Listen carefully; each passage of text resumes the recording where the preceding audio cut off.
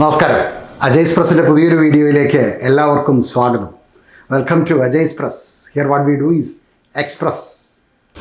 നമ്മുടെ ശരീരത്തിൽ പ്ലാസ്റ്റിക്കോ, നമ്മുടെ രക്തത്തിൽ പ്ലാസ്റ്റിക്കോ, നമ്മുടെ തലച്ചോറിൽ പ്ലാസ്റ്റിക്കോ കേൾക്കുമ്പോൾ നിങ്ങൾ നെറ്റി ചുളിച്ചേക്കാം. വിശ്വസിക്കാൻ പ്രയാസമുണ്ടാകും, എനിക്കറിയാം. എന്നാൽ ഞെട്ടിക്കുന്ന ചില വിവരങ്ങളാണ് ശാസ്ത്രലോകം ഇപ്പോൾ നമ്മളോട് പങ്കുവയ്ക്കുന്നത്. നമ്മുടെ ശരീരം യഥാർത്ഥത്തിൽ നമ്മൾ സങ്കല്പിക്കുന്നതിനും അപ്പുറമുള്ള ഒരു മെഷീനാണ്. സംശയിക്കാൻ ഇടയില്ല. നമ്മൾ അറിഞ്ഞും അറിയാതെയും നടക്കുന്ന എന്തൊക്കെ പ്രവർത്തനങ്ങളാണ് ഈ മെഷീനിനുള്ളിൽ നിർവഹിക്കപ്പെടുന്നത്, അല്ലേ? ഒരു കെമിക്കൽ ലാബിൽ നടക്കുന്നതിലും അധികം രാസപ്രവർത്തനങ്ങളാണ് നമ്മുടെ ഈ കൊച്ചു ശരീരത്തിൽ നടക്കുന്നത്. ഇനി ഈ ശരീരത്തിൽ എത്ര തരം അവയവങ്ങൾ, അവയ്ക്കൊക്കെ എന്തൊക്കെ ധർമ്മങ്ങൾ, എന്നാൽ അത് മാത്രമേ ഉള്ളൂ നമ്മുടെ ശരീരത്തിൽ.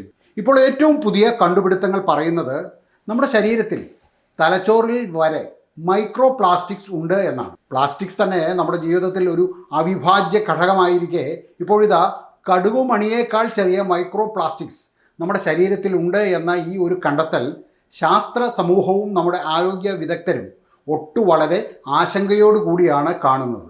മൈക്രോ പ്ലാസ്റ്റിക്കിനേക്കാൾ കുറച്ചുകൂടി ചെറുതാണ് നാനോ പ്ലാസ്റ്റിക്. നാനോ പ്ലാസ്റ്റിക് ആണെങ്കിൽ കുറച്ചുകൂടി എളുപ്പമാണ് ശരീരത്തിൽ പ്രവേശിക്കാൻ. പുതിയ പഠനങ്ങൾ വെളിവാക്കുന്നത് നമ്മുടെ ലെൻസിൽ, കിഡ്നിയിൽ, ബ്ലാഡറുകളിൽ, ലിവറിൽ എല്ലാം മൈക്രോ പ്ലാസ്റ്റിക്സ് ഉണ്ട് എന്നാണ്. ആലോചിച്ചു നോക്കൂ, എന്തൊരു കഷ്ടമാണ് എന്ന്. നേച്ചർ മെഡിസിൻ നടത്തിയ പുതിയ പഠനങ്ങളിൽ കണ്ടെത്തിയ മറ്റൊരു കാര്യം, ഡിമെൻഷ്യ വന്നും അല്ലാതെയും മരിച്ച ഒട്ടേറെ പേരുടെ തലച്ചോറിൽ ഇതിൻ്റെ അളവ് വളരെ ഭയാനകമായ രീതിയിലായിരുന്നു എന്നാണ്. ഓട്ടോപ്സി പഠനങ്ങളിൽ ഗവേഷകർ ലിവറിൻ്റെയോ കിഡ്നിയുടെയോ സാമ്പിളുകളിൽ ഉള്ളതിനേക്കാൾ കൂടുതൽ മൈക്രോ പ്ലാസ്റ്റിക്സ് തലച്ചോറിൽ കണ്ടെത്തി എന്നതാണ് ആ ഭയപ്പാട് കൂട്ടുന്നത്. ഏകദേശം 7 മുതൽ 30 ഇരട്ടി വരെ. രസകരമായ മറ്റൊരു കണ്ടെത്തൽ, അടുത്തിടെ മരണപ്പെട്ടവരുടെ തലച്ചോറിൽ, അതായത് 2024 മരണപ്പെട്ടവരുടെ തലച്ചോറിൽ 2016 മരണപ്പെട്ടവരുടേതിനേക്കാൾ 50% അധികം മൈക്രോ പ്ലാസ്റ്റിക് ഉണ്ടായിരുന്നു എന്നാണ്. ഇങ്ങനെ കണ്ടെത്തിയ മൈക്രോ പ്ലാസ്റ്റിക്കിൻ്റെ ഭാരം ഏകദേശം 7 ഗ്രാം വരുമായിരുന്നു.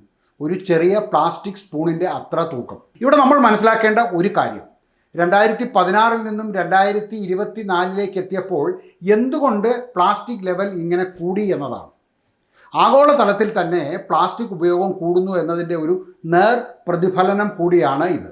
യൂണിവേഴ്സിറ്റി ഓഫ് ന്യൂ മെക്സിക്കോയിലെ ഫാർമസ്യൂട്ടിക്കൽ സയൻസിൽ പ്രൊഫസറും ടോക്സിക്കോളജിസ്റ്റുമായ മാത്യു ക്യാമ്പൻ ചെയ്യുന്ന ഒരു ടെസ്റ്റുണ്ട്. ഒരു വയാലിൽ തലച്ചോറിൻ്റെ ചെറിയ ഒരു അംശമെടുത്ത് അതിലൊരു അതായത് ഒരു ക്ഷാരജലം ചേർക്കുമ്പോൾ കുറച്ച് ദിവസങ്ങൾക്ക് ശേഷം ആ തലച്ചോറിലെ ബ്ലഡ് വെസലുകളും ന്യൂറോണുകളും ബ്രേക്ക് ഡൗൺ ആകുകയും മിച്ചം വരുന്ന ഒരു ഗ്രിസ്ലി സ്ലറി പോലെ തോന്നിക്കുന്ന ആയിരക്കണക്കിന് ചെറിയ പ്ലാസ്റ്റിക് കണികകളും ആണ് മാത്യു ക്യാമ്പൻ ഈ ഒരു മാർഗത്തിലൂടെ കണ്ടെത്തിയത്. അദ്ദേഹം ഈ ഒരു മാർഗമാണ് കിഡ്നിയിലെയും കരളിലെയും പ്ലാസ്റ്റിക്കിനെ, അതിലും ചെറിയ നാനോ പ്ലാസ്റ്റിക്കുകളെ ട്രാക്ക് ചെയ്യുവാനും സെഗ്രിഗേറ്റ് ചെയ്യുവാനും ഉപയോഗിച്ചത്. മാത്യു ക്യാമ്പൻ തന്നെ പറയുന്നത്, തനിക്ക് ഡൊണേറ്റ് ചെയ്യുന്ന ഏത് തലച്ചോറിൽ നിന്നും ചുരുങ്ങിയത് 10 ഗ്രാം എങ്കിലും പ്ലാസ്റ്റിക് ഐസൊലേറ്റ് ചെയ്ത് എടുക്കുവാൻ കഴിയുമെന്നായിരുന്നു. 10 ഗ്രാം എന്ന് പറയുമ്പോൾ നമ്മൾ ഉപയോഗിക്കാത്ത ഒരു ക്രയോണിൻ്റെ അത്രയും വലിപ്പം വരും. ഭയപ്പെടേണ്ട, പ്ലാസ്റ്റിക് എല്ലായിടത്തും കാണപ്പെടുന്നുണ്ട്.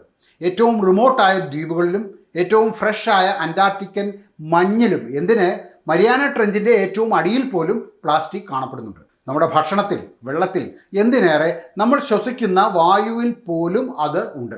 നമ്മൾ മനുഷ്യരിൽ ഇത് കണ്ടെത്തുക എന്നത് ആദ്യ പടി മാത്രമാണ്. എത്രമാത്രം ഒരാളിൽ കടന്നുകൂടിയിട്ടുണ്ട്, അത് നമുക്ക് എത്രമാത്രം ഉപദ്രവകരമാണ്, ഇതെല്ലാം കണ്ടുപിടിക്കുക കുറച്ചുകൂടി ദുഷ്കരമാണ്. മൈക്രോ പ്ലാസ്റ്റിക് എന്ന് പറയുന്ന ഒന്നുമില്ല. കാരണം ഇതെല്ലാം വരുന്നത് പല സൈസിൽ, പല ഷേപ്പിൽ, പലവിധ കെമിക്കൽ കോമ്പോസിഷനുകളിലാണ്.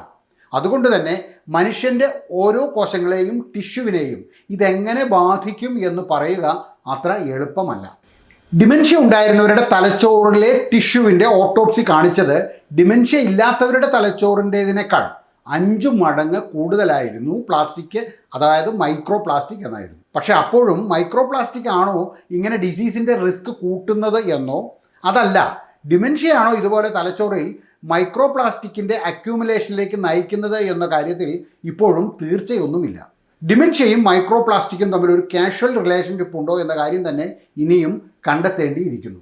എന്നിരുന്നാലും ശാസ്ത്രലോകത്തിന് ഒരു കാര്യം അറിയാം, സാധാരണ ഡിമെൻഷ്യയിൽ ബ്ലഡ് ബ്രെയിൻ ബാരിയറിന് ഒരു തകരാർ സംഭവിക്കുകയും അങ്ങനെ രക്തത്തിൽ കലരുന്ന പൊട്ടൻഷ്യൽ ആയിട്ടുള്ള വിഷവസ്തുക്കൾ സെറിബ്രോ സ്പൈനൽ ഫ്ലൂയിഡിലേക്ക് ലീക്ക് ചെയ്ത് ബ്രെയിനിൽ എത്തുകയും ചെയ്യുന്നുണ്ട് എന്ന്. ഇവിടെ പൊട്ടൻഷ്യൽ വിഷവസ്തുക്കൾ എന്നതിൻ്റെ കൂട്ടത്തിൽ മൈക്രോ പ്ലാസ്റ്റിക്കും ഉൾപ്പെടും. അതല്ലെങ്കിൽ നാനോ പ്ലാസ്റ്റിക്കുമാകാം ഇങ്ങനെ ഡാമേജ് ഉണ്ടാക്കുന്നത്. എങ്ങനെയായാലും പ്ലാസ്റ്റിക്കിൻ്റെ ഉയർന്ന ലെവൽ ഒരു പ്രശ്നം തന്നെയാണ്. 2024 ന്യൂ ഇംഗ്ലണ്ട് ജേർണൽ ഓഫ് മെഡിസിനിൽ വന്ന ഒരു പഠനം പറയുന്നത് ആ പഠനത്തിൽ പങ്കെടുത്തവരിൽ 60% പേരുടെ കരോട്ടിഡ് ആർട്ടറിയിലും മൈക്രോ പ്ലാസ്റ്റിക് കണ്ടെത്തിയിരുന്നു എന്നായിരുന്നു. എന്നാൽ ഭയപ്പെടേണ്ട മറ്റൊരു കാര്യം, ഈ 60% പേരിലും ഹാർട്ട് അറ്റാക്ക്, സ്ട്രോക്ക്, മരണസാധ്യത ഇതെല്ലാം 4.5 മടങ്ങ് അധികമാണ് എന്നായിരുന്നു ആ കണ്ടുപിടുത്തം. മൈക്രോ പ്ലാസ്റ്റിക് ബ്രെയിനിലെ ബ്ലഡ് ഫ്ലോ ബ്ലോക്ക് ചെയ്യുമെന്ന് കൂടി കണ്ടെത്തിയിട്ടുണ്ട്. എന്തായാലും മൈക്രോ പ്ലാസ്റ്റിക് ഡിമെൻഷ്യയുടെ റിസ്ക് കൂട്ടുമോ കുറയ്ക്കുമോ എന്നത് ഒരു തർക്ക വിഷയമാണ്. എന്നിരുന്നാലും ഡിമെൻഷ്യയുടെ റിസ്ക് കുറയ്ക്കുവാൻ നമുക്ക് പല കാര്യവും ചെയ്യുവാൻ കഴിയും. അതിനെപ്പറ്റി ഞാൻ മറ്റൊരു വീഡിയോയിൽ പറയാം. നമ്മുടെ ശരീരത്തിൽ നിന്നും മൈക്രോ പ്ലാസ്റ്റിക്കിനെ പൂർണ്ണമായും ഒഴിവാക്കുവാനാകുമോ? ഇല്ല എന്നതാണ് ഉത്തരം. നമുക്ക് ഇത് എങ്ങനെ കുറയ്ക്കാൻ പറ്റും? അടുക്കളയിൽ നിന്ന് ആരംഭിച്ചാൽ പ്ലാസ്റ്റിക് കണ്ടെയ്നറുകൾ, പ്ലാസ്റ്റിക് വാട്ടർ ബോട്ടിലുകൾ, ടീ ബാഗുകൾ ഇതൊക്കെ നമുക്ക് ഒഴിവാക്കുവാൻ സാധിക്കും. ഇതൊക്കെ നമ്മൾ ഒഴിവാക്കണം. പ്ലാസ്റ്റിക്കിൻ്റെ ഫുഡ് പാക്കേജുകൾ ഒരു കാരണവശാലും ചൂടാക്കരുത്. പ്ലാസ്റ്റിക് പാത്രങ്ങളിൽ ഭക്ഷണം മൈക്രോവേവ് ചെയ്യരുത്. ക്യാൻഡ്, ടിൻഡ് ഫുഡ് ഇതെല്ലാം ഒഴിവാക്കുക. അടുക്കളയിൽ പ്ലാസ്റ്റിക് ചൂല് പോലെയുള്ള എല്ലാം ഒഴിവാക്കുക. അതുപോലെ തന്നെ കോട്ടൺ വസ്ത്രങ്ങൾ മാത്രം ധരിക്കുക. ടൂത്ത് പേസ്റ്റ്, അതിന് ടാബ്ലറ്റ് ഉപയോഗിക്കുക. അങ്ങനെ പലതും നമുക്ക് ചെയ്യുവാൻ കഴിയും. കടലിലെത്തുന്ന പ്ലാസ്റ്റിക്, ഷെൽ മത്സ്യങ്ങളിലൂടെ അത് നമ്മളുടെ ഉള്ളിലേക്കും എത്തുന്നു. ഇത് കേൾക്കുന്ന നിങ്ങളിൽ പലരും ഇത് ഭാവിയിൽ ഉണ്ടാകാനിടയുള്ള വലിയ ഭീഷണിയും അപകടവുമാണ് എന്ന് അറിയുന്നില്ല എന്ന് എനിക്കറിയാം. 2016 കണ്ടെത്തിയതിനേക്കാൾ കൂടുതൽ മൈക്രോ പ്ലാസ്റ്റിക് 2024 മനുഷ്യ ശരീരത്തിൽ കണ്ടെത്തിയെങ്കിൽ വരും വർഷങ്ങളിൽ അത് കൂടുവാനാണ് സാധ്യത. അതുകൊണ്ട് ഇതൊരു സാമൂഹിക പ്രതിബദ്ധത എന്ന നിലയിൽ നിങ്ങളെ അറിയിക്കുന്നു എന്ന് മാത്രം. ഈ വീഡിയോ നിങ്ങൾക്ക് പുതിയ ഒരു അറിവ് തന്നിട്ടുണ്ട് എന്ന് നിങ്ങൾക്ക് തോന്നുന്നുവെങ്കിൽ ഈ ചാനൽ ഒന്ന് സബ്സ്ക്രൈബ് ചെയ്യുക. അതുപോലെ തന്നെ വീഡിയോ ഒന്ന് ഷെയർ ചെയ്യുവാൻ കൂടി മറക്കാതിരിക്കുക. വീഡിയോ കണ്ട എല്ലാവർക്കും നന്ദി. നമസ്കാരം.